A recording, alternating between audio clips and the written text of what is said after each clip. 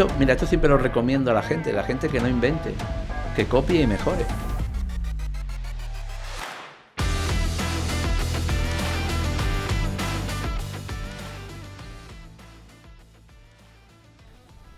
Y ahí va, pues tienes que saber de tu mercado cuando te metes en un negocio. Yo no sabía del mercado, a mí me pilló esta estacionalidad y me destruyó. Y entré en una ruina, lo que todo el mundo conoce como una ruina, ¿no? Primer fracaso. Sí, ahí fue un primer fracaso grande porque no sabía que había uno mayor por encima, ¿no? Entonces, para mí, que esto es lo que le pasa al 99% de la gente, que tiene un fracaso empresarial y vuelve otra vez a la casilla de salida con deudas, ¿vale? Deudas que se van a ir pagando, que tal y cual, o que es un préstamo, a la Seguridad Social le debe estar, a la Hacienda le debe estar, a empleado le debe estar, pero no te destruye como persona, te destruye esa empresa y probablemente te deja una secuela que aquí en España, esto de la ley de la segunda oportunidad es un cachondeo tremendo, porque por ejemplo para deudas gubernamentales creo que te cubre solo hasta 10.000 euros. Y una empresa, por muy poco que le vaya mal, ya te está dejando una deuda con Hacienda y Seguridad Social bastante mayor. Con lo cual, esto de la ley de segunda oportunidad, esto es un invento del gobierno que no sirve para nada. O sea, sirve para ponerte una tirita en una herida enorme. Entonces, esto es un problema. Y además genera un track record brutalmente malo para después salir otra vez adelante. Y este es uno de los problemas que tiene este país con el empresario y el emprendimiento, que no genera esas segundas oportunidades para que la gente cuando se equivoca se pueda volver a levantar, ¿no? Y ya te digo, ahí me vino lo que todo el mundo conoce como una ruina empresarial, que te pasan estas cosas, ¿no? Y de ahí, pues yo tenía una máquina que cocía. Sí, bueno, Caracol. Que inventaste tú, si no tengo... Sí, la diseñé con un ingeniero, lo que yo quería, ¿no? Porque yo veía... Esto siempre lo recomiendo a la gente que no invente, que copie y mejore. Entonces yo vi que el caracol se cocía en ollas y que cada vez la gente tenía que cocer, rellenar otra vez agua, otra vez desde cero, otra vez para arriba. Y esto lo hacían con millones de kilos. Entonces yo... digo, coño, vamos a pensar algo que sea como en línea, ¿no? Que yo vaya entrando por un sitio y vaya saliendo por otro. Y inventé esto, un cocedero helicoidal con un ingeniero, diseñamos ahí, estuvimos pensando y lo hicimos y ya está. Entonces, claro, cuando viene esta ruina y no sé cómo tirar para adelante, pues digo, ¿qué puedo meter aquí? ¿No? Porque todavía tenía la maquinaria y se me ocurrió meter, pues claro, no cabían cosas muy grandes, entonces me ocurrió meter mejillones. ¿Sabes? Metí langostinos también, era brutal, cocía. Bueno, el langostino, lo que pasa es que el langostino, los mercados de Panamá, Colombia y demás son tan grandes y tan baratos que no merece la pena. No merece la pena. Y se cuecen en segundos. Y además creo que en alta mar se cuecen en el mismo barco, ¿no? Sí. No, vienen ya cocidos y congelados. Exactamente. También el langostino se cría más en esteros, o sea, más en las orillas. Ahí le tienen como unos viveros naturales y ahí en esteros es como normalmente se suele criar, sobre todo el de Colombia y el de Panamá, que son los que más entran aquí, ¿no? Y bueno, entonces el mejillón pues sí era buena opción, ¿no? Porque además se cocía bien, ahí tuve que taladrar la máquina por todos lados, porque claro, yo tenía la máquina de agua, esto iba al vapor, en fin, ahí tuvimos ahí una serie de modificaciones que yo hacía todo, yo soldaba, poníamos la máquina, hacía la fontanería, la electricidad, todo. Y ahí estuvimos ciertamente bien unos meses, ¿no? Y hasta que esto pues resulta que viene una marea roja, que es cuando la toxina de las rías se pone un poco mal y el gobierno, la Xunta en este caso, pues no te deja sacar mejillón.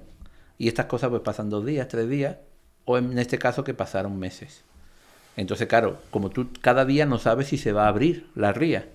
Entonces yo estuve aguantando personal, estuve aguantando ahí y me hizo un boquete enorme, ¿no? Que para aquel tiempo que yo era era muy pequeñito y venía de la ruina de los caracoles, pues me hizo un boquete de casi 200.000 euros, que era algo impensable.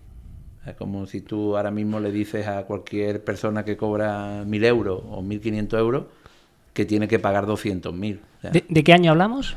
Esto sería 2007, 2008. Ya. Y ya te digo, me pilló con 2 bebés y un niño de 4 años y medio.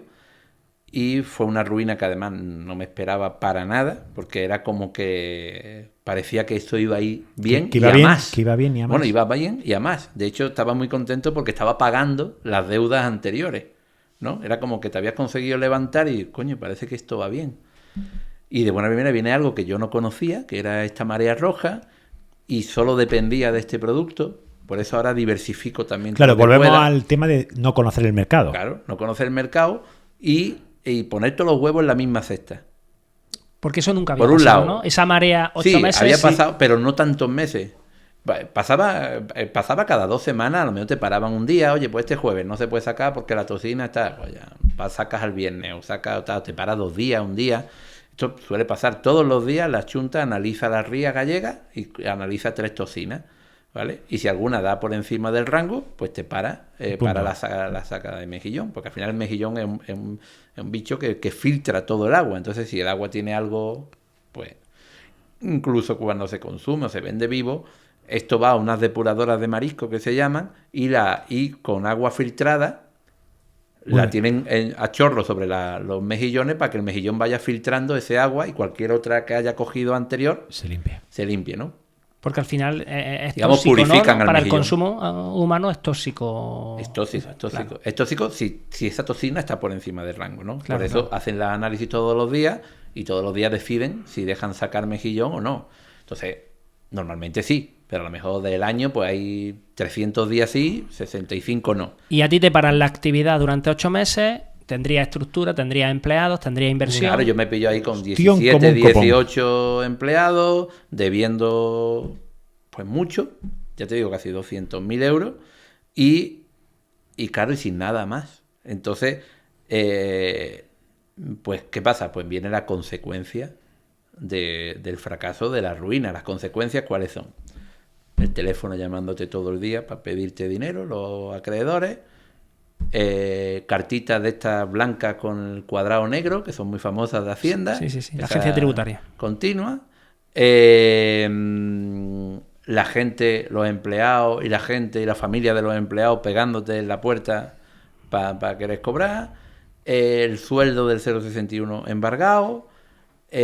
Parte, porque no te pueden embargar todo el sueldo, pero te embargan el 100% de las cuentas bancarias, con lo cual está bloqueado. No, está todo bloqueado. Y entonces todo se va acabando. Se va acabando hasta que se acaba todo. Y cuando a ti te pasa todo esto, tú nunca crees que se va a acabar todo. O sea, una de las cosas que entiendes cuando te arruina de esta forma tan catastrófica es la limitación. O sea, tú... Pues no, porque ahora mismo tú te vas mal o no llega a final de mes, pues tira de la tarjeta, le pide a un amigo,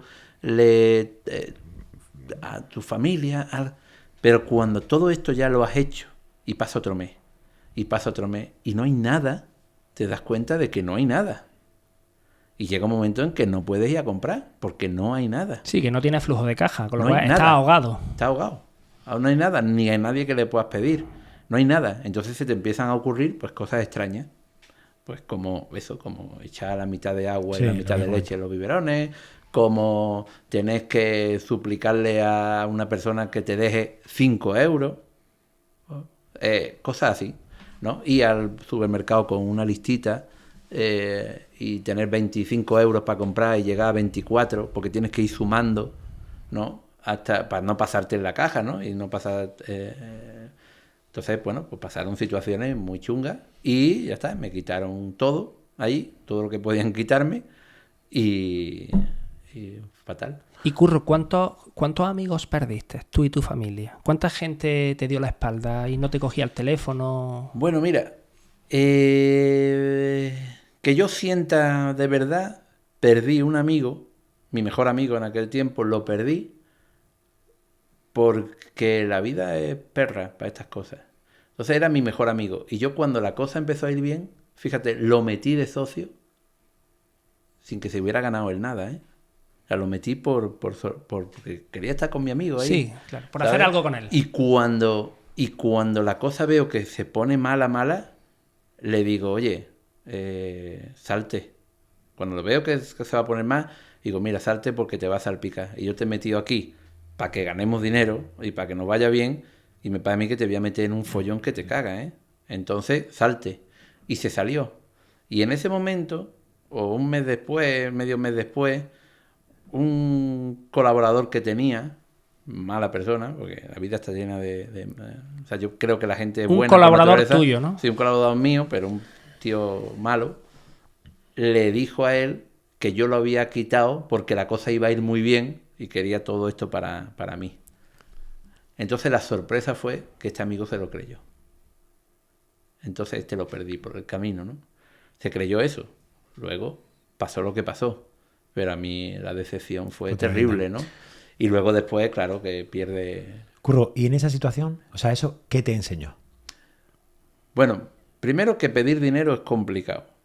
O sea, es algo que no recomiendo a nadie. O sea, pedir dinero a un amigo o a un familiar te va a llevar las sorpresas de tu vida. O sea, lo de pedir dinero es muy complicado. Cuando ya no tienes otra opción, pues lo pides. Pero no hagáis esa prueba. ¿Sabes? No hagáis esa prueba porque os vaya a llevar muchas sorpresas desagradables.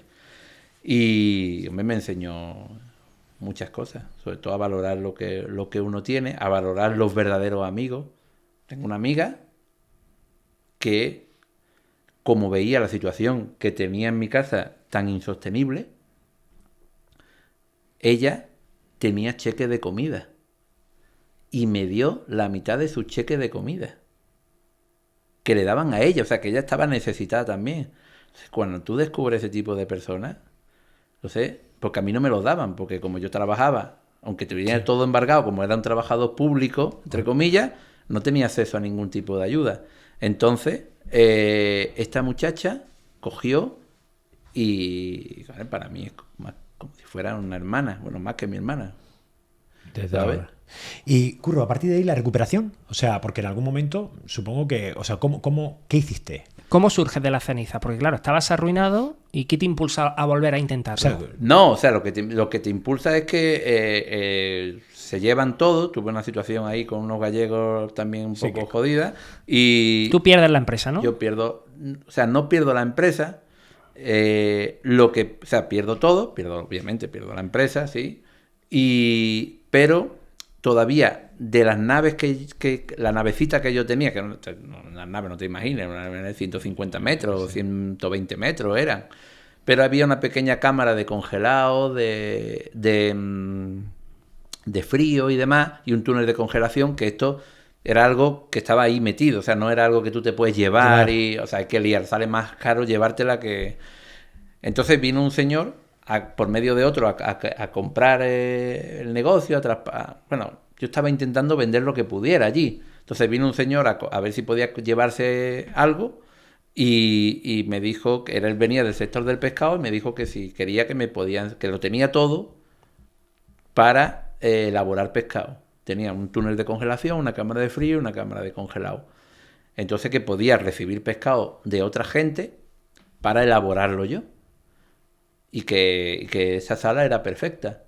Entonces, pues él pues me enseñó, ¿sabes? Y empezó a enseñarme a cortar pescado, de todo, y yo aprendí en esos meses a cortar y preparar y elaborar cualquier tipo de pescado, más o menos, bueno, los comunes de los pescados que aquí se hacen. Y paralelamente, otro amigo me dejó de vender colchonetas en la playa, él vendía las telas de las colchonetas, y me hacía un montón de kilómetros diarios, de costa a costa, por la playa. Otro amigo me dejó soldar, porque yo sabía soldar, y me dejó soldar en un taller que tenía, y ese me acuerdo porque ese verano tuve 4 trabajos. 4 trabajos, o sea, yo no dormía prácticamente. Entonces, cuando tenía una guardia, mientras no tuviera aviso, pues aprovechaba para dormir, pero poco más. Y de ahí fue como salí adelante. Con eso pues ya fui pagando un poquito. Y esto del pescado empezó a ir bien. Bien, ya te digo, bien como le va bien a una peluquería o a un bar, un negocio muy pequeñito que empieza a tener flujo de caja y ya está. Y así es como fui saliendo. Lo que pasa es que, bueno, es lo que le pasa a las mentes emprendedoras, ¿no? Que te obsesiona con crecer y como ya conocía Marruecos, pues me fui a Marruecos a comerciar con pescado también para yo traerlo, pero todo esto sin dinero. Me volví a ir, le convencí a uno que me dejara pescado, se lo vendía a la semana, se lo pagaba la semana siguiente, me llevaba más y, claro, me traía pescado fresco, pescado... Entonces digo, bueno, voy a elaborar allí, que voy a optimizar mejor la logística, así elaboro allí. Igual le pedí prestado a un hombre una fábrica que la tenía vacía, y le pagaba al mes siguiente y también me la dejó y llegué a tener pues 3 fábricas en Marruecos y casi 800 trabajadores en 2 años. En 2 años. Más o menos. O sea, 2 años desde la caída de los mejillones, que fue el último. Desde aproximadamente 2008 hasta 2013, casi 5 años. 2013 es cuando yo salgo de Marruecos, con lo cual estuve en Marruecos intenso, unos 5 años. 5 años. Más o menos. En los cuales, bueno, Marruecos, yo iba y venía continuamente. Recuerdo que tenía un coche que lo entregué con casi 500.000 kilómetros, Sí. ¿sabes? Porque yo iba, ten en cuenta que desde Málaga yo tardaba menos ni a Marruecos que a Madrid. Entonces... Sí, cogía el ferry, ¿no? Supongo, cogía el ¿no? ferry y de ahí me hacía... Y entraba por Tánger. Iba a Agadir, entraba por Tánger y me hacía pues Toquenita, Larache, Rabat, Casablanca, Agadir, y ahí tenía las fábricas por ahí y ahí tuve, bueno... O sea, llegabas al mil Sáhara, ¿no? experiencias. Frontera con el Sáhara. Sí, lo que pasa es que yo hacía costa atlántica, que es donde está el pescado, realmente. La costa atlántica es muy parecida a Andalucía. Hasta que ya pasas Marrakech y llegas a Agadir, cuando cambia un poquito más la orografía del terreno. Pero realmente la costa atlántica marroquí es como la costa mediterránea. No tiene, la gente se cree que va a cruzar Marruecos y está el desierto, están los camellos allí esperándote. Aquello es como Andalucía, más o menos, quitando la parte del Sáhara. Pero esto es interno, ahí no vive nadie. ¿Y por qué sale de esa última experiencia empresarial, en el 2013? Bueno, porque Marruecos, África en general, y Marruecos en particular, porque fue esa fecha, no es fácil. O sea, te llevas mucho... por ejemplo, tú pasas 10 camiones, le pierdes a 2, le ganas 5 y le empatas a 3, no sé. Sí. Entonces, es una vida complicada.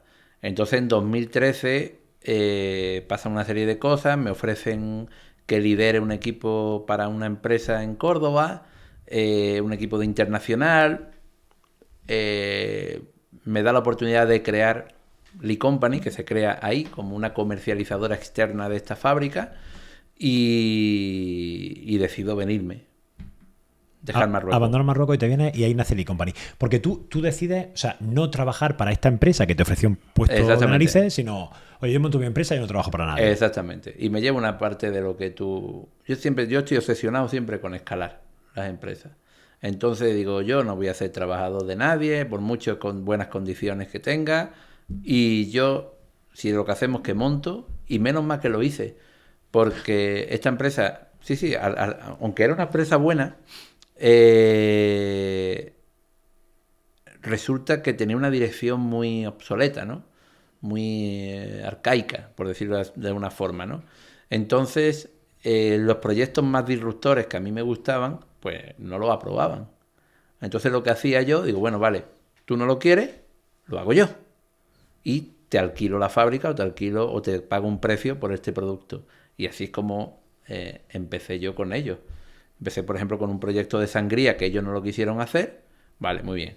Porque es que hay que invertir 40.000 euros. Pues yo pedí dinero entre varias gente, lo pusimos ahí, pero vuelvo a lo de antes, porque ya tenía la bodega que me compraba toda la sangría. Entonces es más fácil desde el tejado construir hacia abajo. Tengo el mercado, sé lo que voy a vender, construir hacia abajo. Empiezo a construir hacia abajo. Esto es fundamental. Si quieres que te vaya bien. Así como se estructura cualquier negocio de los que yo hago ahora, lo estructuro de esta forma. Pero, Curro, ¿cómo pasas de tener una comercializadora, o sea, con esta empresa de Córdoba, a tú empezar a envasar? Bueno, esta es una historia muy bonita, porque esto es una charla que yo doy que se llama ¿Cómo hacer una fábrica de 4 millones con 0 euros? ¿Sabes? ¿Qué es esto, no? No te lo puedo explicar en tan poco tiempo, pero sí te doy poco... O sea, yo estando allí en Córdoba, tengo contacto, tenían máquinas de envasado de gran volumen, y esta empresa de envasado de gran volumen, Tetra Pak,